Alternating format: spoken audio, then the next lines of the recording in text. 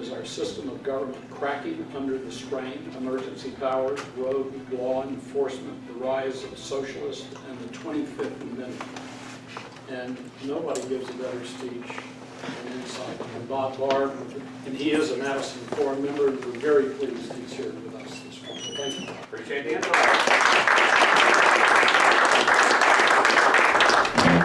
I don't mean to be disrespectful sitting down.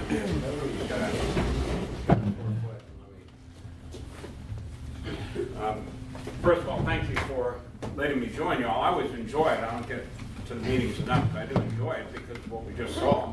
One, you have a group of men and women who understand the issues, who are involved in the issues, and who respect civil discourse. So I really do appreciate it. Just a couple of quick things in response or comment on some of the comments. You mentioned the Foreign Corrupt Practices Act. Years ago, before I moved down here, I've been down here 42 years instead of 40. I worked for a little company called the CIA. And the last few years that I worked at the agency, I headed up a legislation staff. And one of the pieces of legislation on which I worked was the Foreign Corrupt Practices Act, not from the standpoint of the substantive law itself, but simply to work into it to make sure that there were provisions in it to protect individuals working for the intelligence community undercover overseas. So I remember well the Foreign Corrupt Practices Act. The other thing you'd mentioned, I think we were talking about the Congresswoman from New York that defeated Joe Crowley, and some of the things that she says that are unintelligible. And it reminded me there are two types of unintelligible conversations or comments. One is that which is born of simple stupidity, or you can't understand what people are saying because they're in a completely different universe. There's nothing in common. The other is what we saw with Bill Clinton, the meaning of his. If you read the transcript of his testimony before the grand jury in several parts, including the part where he makes a statement, it all depends on what the meaning of his is, you can't understand it. But with him, it wasn't stupidity, it was cleverness. A lot of people disguise what they're saying or use words or phrases that are unintelligible because they don't want you to understand what they're saying. So there are two types of unintelligibility, I think, and you talked about one of them. There is so much going on today, it's difficult to really focus in on some of the most important things, perhaps. And when Michael asked me to send him a topic, I had difficulty coming up with one for that reason. There just is so much going on. But there is a common thread. I think, a number perhaps, but there's a common thread through a lot of the problems that we see in our society, not just our society, but Western civilization, but particularly here in the United States. And it's something that I really wish the CDC would look into. It's called CIV, Constitutional Ignorance Virus. What you see is not only do people in positions of authority, people who have been elected to leadership positions in the Congress, in state legislatures, who have been appointed and confirmed to top-level positions in the government, not only do they not seem to have any real understanding, or even worse, care about the Constitution, what it says, what it means, what it was intended to mean, as set forth in that greatest set of documents that there is to describe what government is, and that is the Federalist Papers. But they don't seem to even read the statutes themselves. One might forgive some of these folks for not reading the Federalist Papers. Yes, some of it is written in English that is actually the King's English, and you have to kind of work at it a little bit. But statutes are written, while they're written in sometimes language that doesn't make any sense because they don't want it to, when Congress, sometimes when they draft legislation and pass legislation and then a president signs it, it's deliberately vague, deliberately broad, because they don't want the Congress to be held accountable for what they've done, so they just sort of make it unintelligible, kick it over to the executive branch, and then we have serious problems with interpretation of the statute. Then Congress says, oh, we'll fix that. So it just goes round and round. But generally speaking, you would hope that people in government, whether it's with the FBI, the Department of Justice, the Congress of the United States, the presidency, that they would at least read statutes and read the language of those things to which they are referring or talking about. And that, the 25th Amendment is a perfect example of that. It has nothing whatsoever to do with whether or not a person or persons believe that the president is doing things in a way with which they disagree, so that they should remove him from office. It has nothing whatsoever to do with that. And of course, if you read or remember the legislative history surrounding it and so forth, it very clearly was designed to address a situation where a president is physically incapacitated, medically incapacitated, and it sets out a mechanism to address that. Now, the mechanism that it sets out to address it is very convoluted in and of itself, of course, but if you read it, maybe once, twice, 3 times, you can pretty well understand what it means. And yet, what we've seen recently with this fellow McCabe at the FBI is frightening and bizarre at the same time. In terms of prosecutions and investigations of criminal cases generally, I had the job of the United States Attorney here for the Northern District of Georgia back in the late 80s.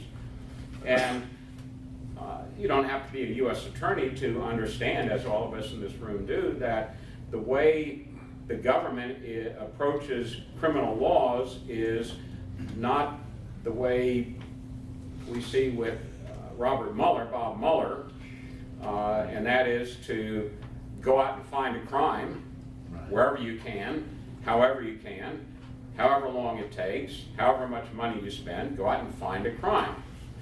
That's the old Leventi Beria, actually, going back to the movie that I mentioned, The Death of Stalin. Beria figures in that movie.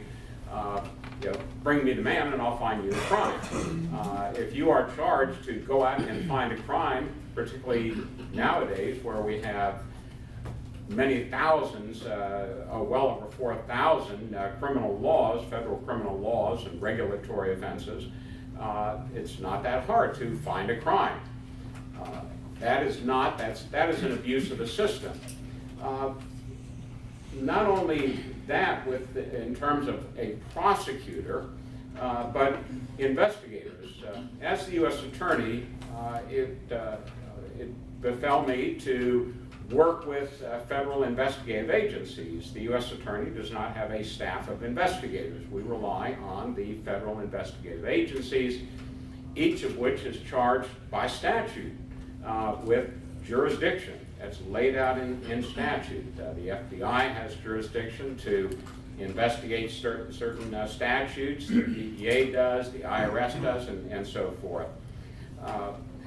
It is not the job of those investigative agencies to go out and find a crime either. It is their job to investigate evidence brought to their attention in legitimate ways, hopefully, whether that be reading the newspaper and seeing that there might be evidence of corruption and then following up on it, or whether it is through a lawfully imposed wiretap, the so-called Title III, electronic surveillance, or a FISA. It's another whole issue there. But to picture top-level people at the FBI sitting around a room discussing whether or not, and if so, how to gather evidence to impose or to utilize the 25th Amendment is so bizarre, it borders on, oh, that could really happen. But we've gotten to the point where there is so little understanding, not just of our Constitution, but of our laws and the way our legal system is supposed to operate, that we are now seeing this happen.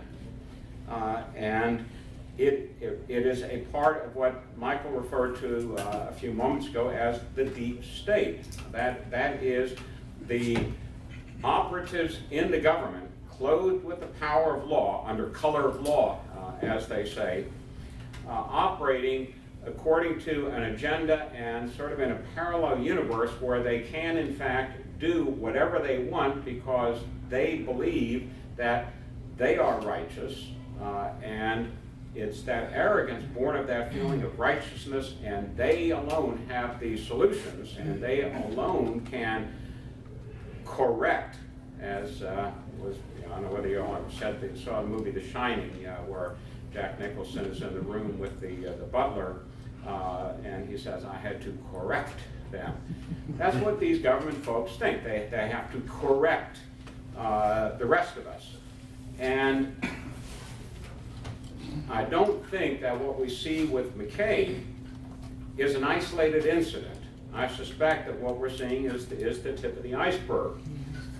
Now that may be the most visible example that we've seen, but for our government, the people in this country, and Congress, which is somnambulant on all of these issues, to just sit back and allow these sorts of things to fester and then come to the surface and actually operate out there is utterly unconscionable.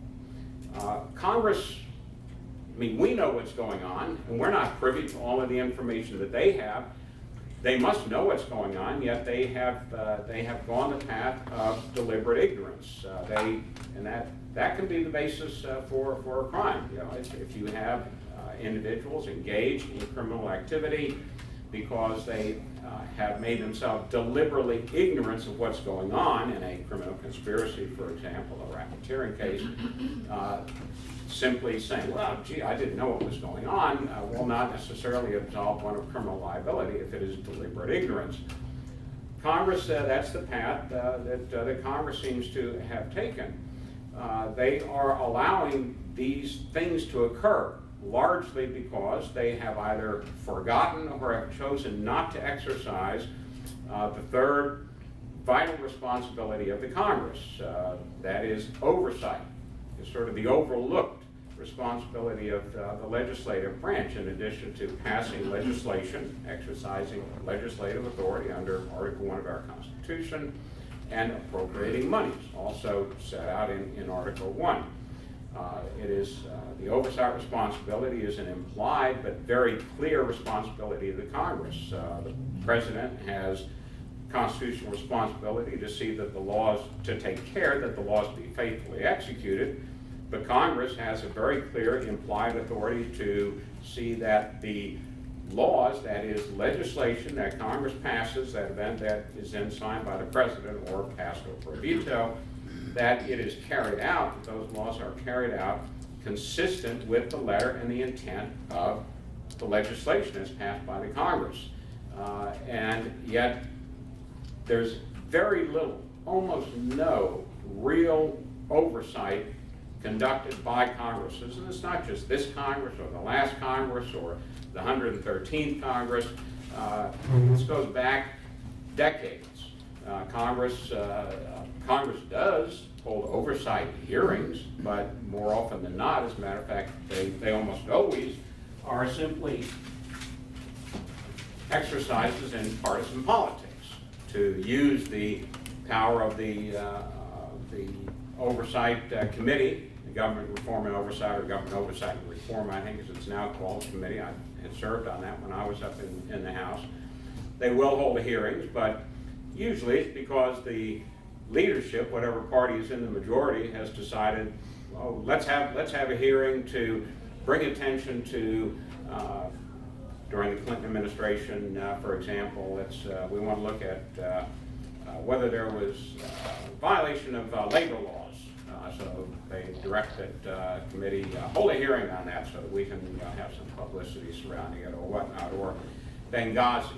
It isn't these issues aren't important. What happened in Benghazi, the failure to exercise responsibility for that and to protect those men and women at the consulate in Benghazi was a terrible lapse, not only in policy but responsibility. But the way that was handled was typical of the way Congress fails to exercise proper oversight responsibility. It becomes simply a partisan exercise, shouting back and forth. So that's one issue, and that involves both the deep state as well as the visible state, which fails to really hold people accountable. And it's not Republican or Democrat. These issues, this CIV, affects both parties. We see, for example, I was just reading the other day in Arizona. I used to think of Arizona as a pretty solid, constitutionally conservative state, a state that gave us Barry Goldwater. Well, Republicans in Arizona, you all might have seen this, Republican legislators in Arizona are pushing legislation to mandate a massive database of DNA, collecting DNA mandated by law for I forget exactly how many categories of people, but basically I think it had to do with anybody applying for a licensed or regulated position, including working for nonprofits, would be required to provide DNA. Not only that, but the unkindest cut of all is you would have to pay $250 for them to do this. And this would go into a database, and of course we all know that once one of these databases is established, you lose control over it. Other law enforcement agencies, government agencies, both within your state, at the national level, internationally through Interpol and so forth, can access these things. Now this legislation has not passed, but it is the Republican Party that's doing that. So this is not an issue when we look at whether our system is cracking at the seams or going off the rails, which it seems to be. It isn't one party that has the blame for it. I think it is more one branch of government, that is the legislative branch, that is primarily responsible. Presidents will exercise as much power, abuse as much power as they are allowed to do, as they are permitted to do. Congress can stop them through legislation, through oversight, through lawsuits, and certainly through the appropriations process, but Congress does not do it. They are somnambulent. They sleepwalk through this process. We look at, for example, Second Amendment issues. Very important probably to all of us, important to me not just as an NRA board member, but as a citizen. And yet, what did we see last year, which goes into effect this year? Government decided that bump stocks, which are, if you talk to anybody that really is an expert or semi-expert in firearms, will tell you a bump stock is a ridiculous device. True Second Amendment enthusiasts and users and experts would never even use one. It's just a device. It's an inanimate piece of plastic or composite material. Well, apparently there were bump stocks that were found in the room of the shooter, I forget his name, in Las Vegas a couple of years ago. So, knee-jerk response, Congress and folks in Washington said, oh, we have to outlaw bump stocks. Well, Congress, of course, didn't. They said, well, yeah, we want to. There were some pieces of legislation that were introduced, but they went far, they were too broad, so they didn't. So basically, what did they do? They kicked the ball over to the executive branch, which is more than happy to take that ball and run with it. So ATF, okay, we'll take care of that. And ATF, of course, is under the Department of Justice, which is under, at the time, Jeff Sessions as the Attorney General. So they craft some language that clarified. It's not we didn't correct them, we clarified it. They clarified through a federal regulation. In other words, it doesn't go to Congress, doesn't require presidential signature. They clarified the definition of a machine gun. A bump stock, again, which is an inanimate piece of plastic or composite material, has no moving parts. It is now a machine gun. It is a machine gun. And ATF, the Department of Justice, did this basically by regulatory fiat. Congress did nothing. It went into effect. It's not so much a question about bump stocks, it's a question about process. If in fact we allow a regulatory agency, an ATF is a schizophrenic agency, they have both a regulatory side and a law enforcement side. If we allow a regulatory agency to change the law by simply saying, oh, we need to clarify a term in the law, even though not that long before this happened, ATF had written an opinion, had provided an opinion that said bump stocks are perfectly legal. Right, that's right. So not only is there no consistency in what we're allowing government to do, but we are allowing the entire process to completely dissemble. We have regulatory agencies making decisions to clarify what is in the law that changes the law without ever going before representatives of we the people. That's just one little example of that. Then we have this national emergency. Now, I certainly agree that we have far too many individuals coming across our southern border. A little bit in the north, but primarily from our southern border with Mexico. This has been a problem certainly since the late 1980s, I recall, when I was U.S. Attorney, and we had a U.S. Attorney's meeting out in, I think it was out in Tucson, and we went with the Border Patrol down to the border at night, and with the night vision goggles, we could see people just coming across, and they would round them up and take them back, and they'd come back and so forth.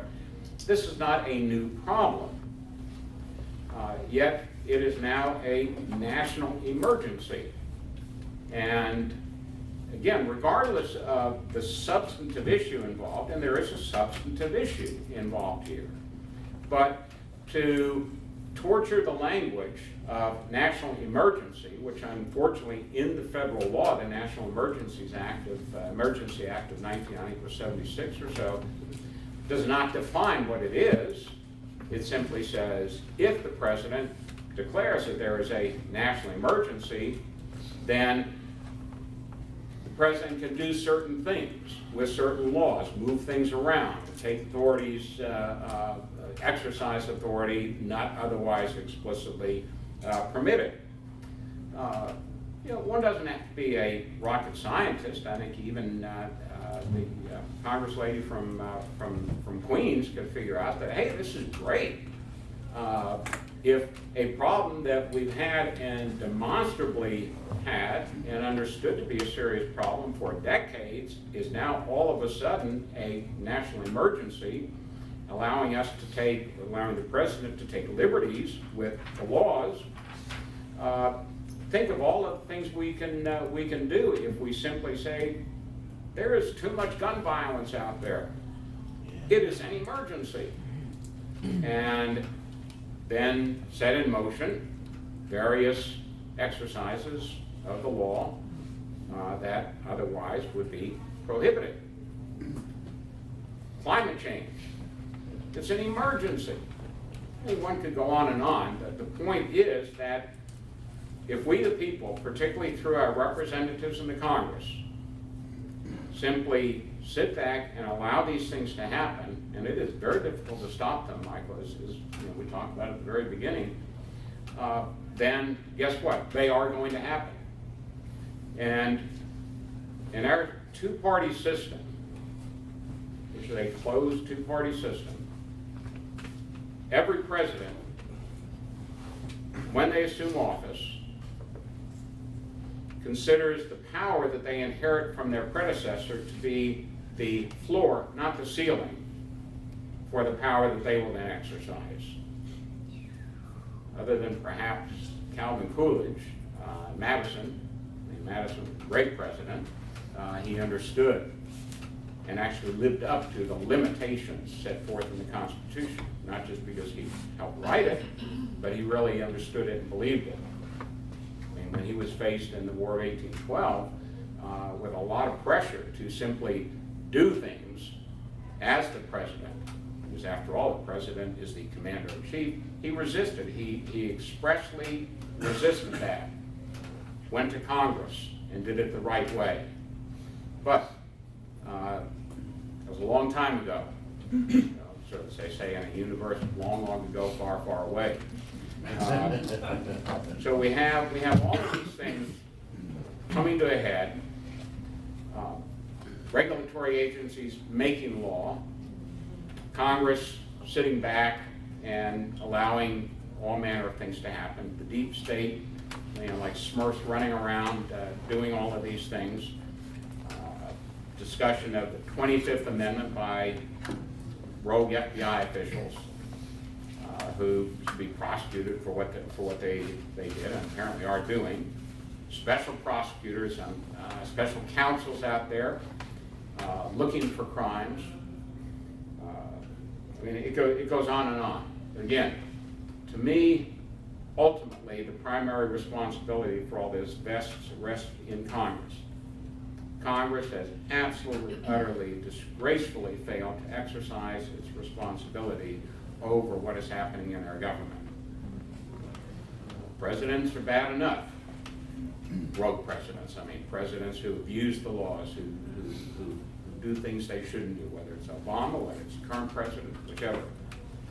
But Congress, in failing to exercise its responsibility to stop through the Congressional Review Act some of these regulations, failing to at least try to stop expenditure of funds for unconstitutional or anti-statutory actions by presidents and so forth, failing to really question executive branch nominees during confirmation process to get to the heart on the public record of what they really understand and believe. Congress, to me, has the lion's share of the responsibility. Ultimately, we can do something about that. We're limited, of course, the way our system is set up, as it should be. We can't influence directly, necessarily, what happens with a member of Congress from Queens or Silicon Valley or whatnot. We can here, but through the work that each one of us does, through writing, I write articles occasionally, and you all do too. I think there's a lot that we can do, but the challenge for me every day is to wake up and not be pessimistic about it. And that is very difficult when you look at what's happening, the degree of constitutional ignorance out there, deliberate ignorance in many respects, statutory ignorance, abuse of power. It is difficult to maintain a sufficient degree of optimism, as I do, but it's hard to continue fighting for these things. I do appreciate the work that you all do, not just as Madison Forum, but in all of our work individually. What do we have left? Michael, do we have some time? We have lots of time. We have a hard stop at 10:30. That doesn't mean that we go until 10:30.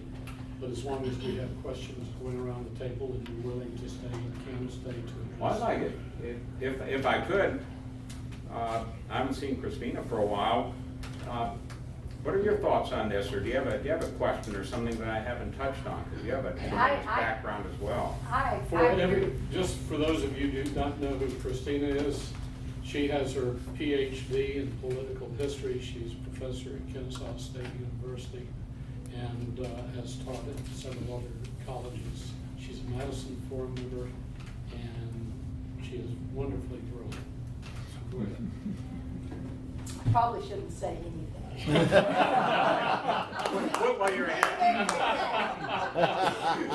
You can only go down. I was intrigued with your illustration of the two different kinds of ignorant expressions. And one of the ones one of the big areas of ignorance that I just hadn't quite thought of it the way that you explained it. But I got interested in the natural born citizen question when everybody else was interested in it. I don't think I'm a birther, but I certainly am interested in a fair interpretation of the Constitution. And in doing some research on this, I saw where between 2002 and 2008, there were 10 amendments proposed by members of Congress to change the eligibility requirements for the president, just, amendments to the Constitution. Yeah. And then, about 6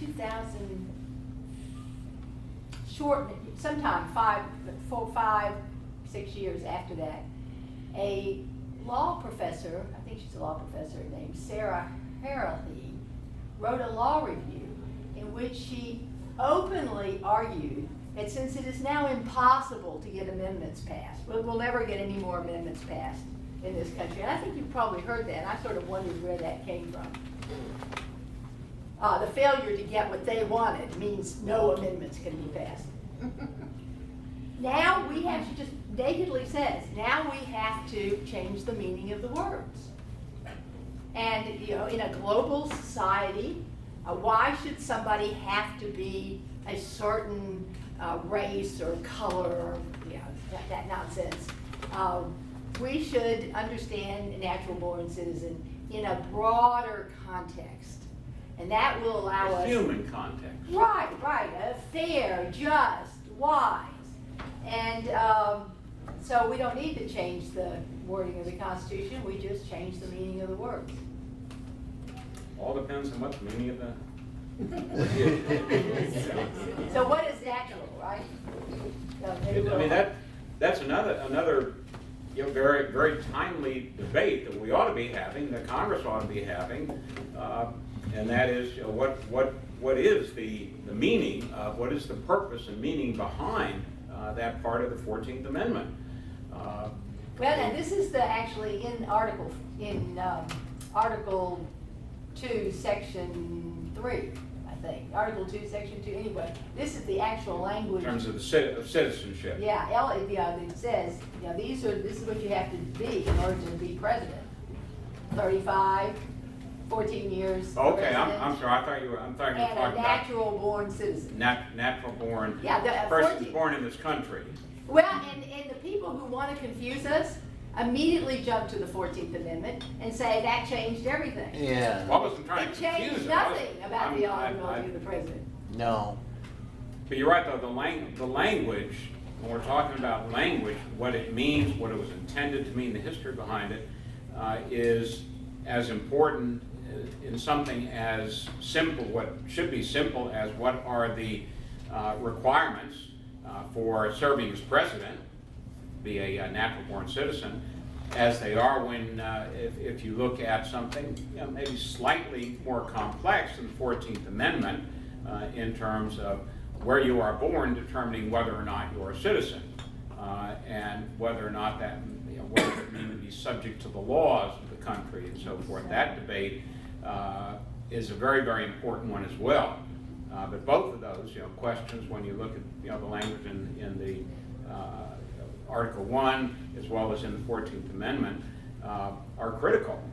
Yet, even though there's a great deal of discussion about birthright citizenship, Congress doesn't do anything, and some states have tried. I think Texas has gotten into this area a little bit, but one of the impediments to having these constitutional issues addressed is people, groups, elected officials lose interest.